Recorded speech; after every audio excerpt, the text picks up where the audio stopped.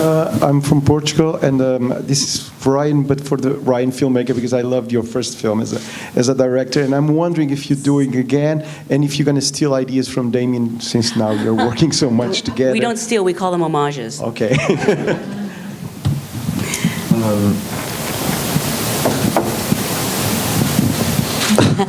Yes, I'm working on another film. Thank you for mentioning the film.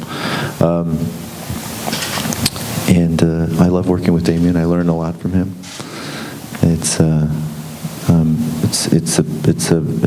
But you know, no, you can never. Yes, thank you very much. Can you write and direct your next film and cast Damien in it? I feel like it's no one wants to see that. Oh, Damien, is it a deal? Oh, well, if you're going to ask.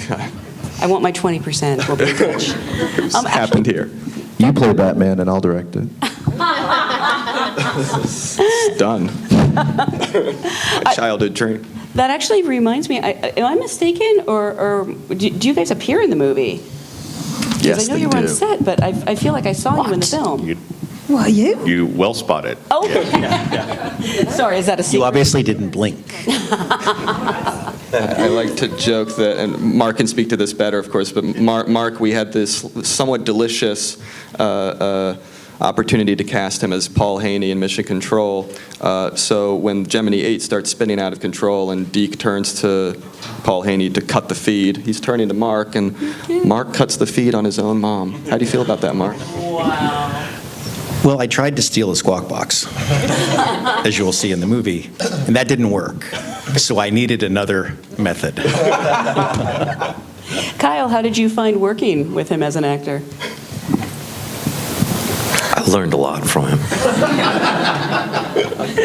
We have one over here. I do want to say everyone said how much material was available to do this for the actors and what have you, and it is so true. I mean, to have the folks present, it gives you so much confidence in the place that you're in, and it's really incredible. It is like Ryan said so many times. It is an honor to be able to rub elbows with some of these folks. So it's been an incredible experience. Hi, I'm Tashana Reed with CBC News. Curious, Damien, I mean, obviously music has been such a central part of the previous films that you've done and the story, and I'm curious as to how you decided to approach how music would play a role in First Man. Well, I mean, in some ways, Justin, the composer I work with, we've worked together since college, and we sort of have always adopted roughly the same working process, where even in this case where it wasn't a music-based movie, where sort of early on in the script stage, he was working on melodies. We were trying to figure out what the musical landscape would be. We wanted something that would hopefully sort of cut to the core of what sort of we saw in the movie emotionally, of the story of someone overcome by, and in some cases driven by, his grief, so we wanted a musical language that would capture that, and I remember early on Ryan actually found, and it was mentioned in Jim Henson's book, but Ryan found the track itself, this theremin and orchestra track that called Lunar Rhapsody, appropriately, that Neil and Janet, that we know from the historical record, Neil and Janet loved, and that they played together in the dance to in the movie, and that Neil then later played during Apollo 11 on transmission. So Ryan dug up this anecdote, and we loved it, and we sort of kind of created a scene around it, but also just the soundscape of that track, it's very unique, it's very weird. It felt very Neil, because it's the theremin, which you think of as this sort of sci-fi kind of instrument, but it's combined with a lush orchestra, and it seemed to kind of straddle the duality of those two things. And so Justin wound up really running with that kind of language. That became, in many ways, the language of the movie, the sort of trying to combine an old vision of sci-fi, which is sort of what the landing on the moon was before people landed on the moon. It was basically science fiction and the stuff of kind of 50s sci-fi movies.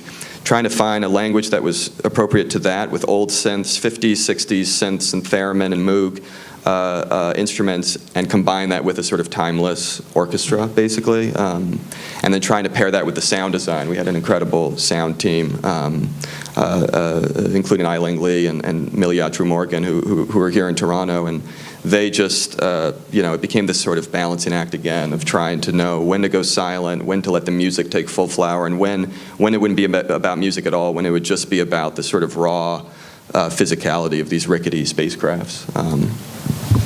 The theremin was actually a really big find, personally, because I was looking for points of connection with Neil, and it was hard to relate to, his genius, his courage, his humility. Those were so extraordinary. I was looking for things that we had in common, and we have the theremin. Have you played the theremin? It's so cool. I tried, and I failed, but then our composer Justin Hurwitz just decided he would learn, and now he plays it. He plays it beautifully. Yeah, all the theremin you hear in the movie is Justin playing it himself, and he's he'll tell you that's all he knows how to play. But yeah, he watched YouTube videos for about 5 months and learned how to play He it. taught himself? Yeah. Because you're literally playing air, basically. It's amazing. But could you make a movie about theremins? Because I find them fascinating. It's great. It'll Yeah. be the sequel to Whiplash.